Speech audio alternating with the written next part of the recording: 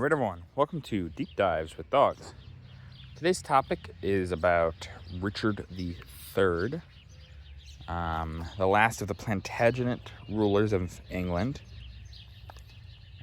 He will be usurped by the future Henry VII, and, well, like I said, be the last of the Plantagenets. Richard is a kind of complicated character, in the sense that we, for a long time, believed that he was really, really awful. He was one of the worst, kind of thing, that kind of stuff. A lot of modern views, though, really disagree with that. They say it was probably an over-exaggeration by his enemies, which, makes sense. And have softened on him. Now, they haven't gone to the other extreme, like that of his supporters, which are like, oh, well, he was a great guy. Great guy. Really great guy, actually. No, nobody believes that, really. They believe about a middle ground. Not that he was the worst, but maybe it just wasn't that great.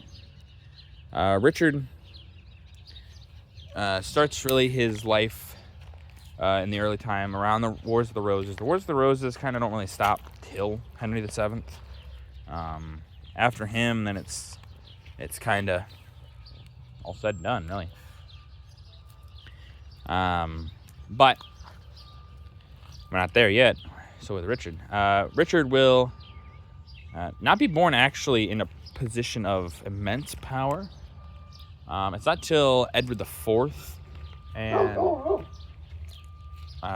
relative of Richard's kind of have a little spat as in part of the Wars of the Roses. Mayhem is really trying to go right into those trees, and I really don't want him to. Here. But this will, lead Richard to more of a favorable position with Edward IV. He will be very loyal to Edward IV. It'll give him a lot of power and prestige later on because of that. And it will lead to Richard getting even more and more power. Richard actually sets himself up as quite the powerhouse in England at this time, under Edward IV.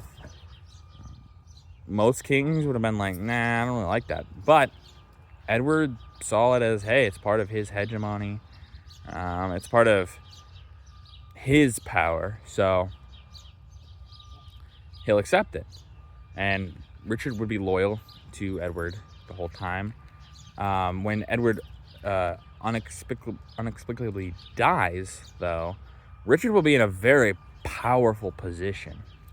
And who would take over is, well, Edward IV's 12-year-old and eldest son, Edward V. Edward V is only 12 years old. He's really not that, he's a young king, things like that. Let's just say uncles and stuff will take over a lot of time.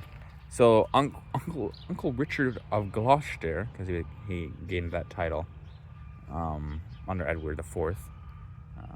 But he will position himself in power over Edward V, deposing Edward V, his nephew, of course, and putting himself in as Richard III. So not Richard of Gloucester anymore, it's Richard III. Obviously, from a lot of the reports from his enemies, Richard was a very not good guy. Not good guy. But, like I said, we have a very different view of him today, in that he's a pretty alright guy. He's a king. He's just about like any other king, really. That's more the view of him today. But clearly, some people didn't like him too much. It might have had to do with some of the usurpation of Edward V. And also, the Wars of the Roses are still around. Like, they're not going away yet. But the removing of Edward will really probably negatively affect Richard the most.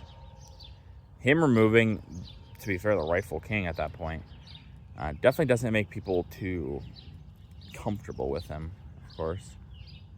and he will fight in a battle with future Henry VII, and then die in that battle, and then be replaced by Henry VII. But that's going to do it for this video. If you guys like the video, leave a like. If you have any ways you can improve these videos, leave a comment down below. I always appreciate your feedback. And as always, subscribe. It really does help out the channel. Thank you.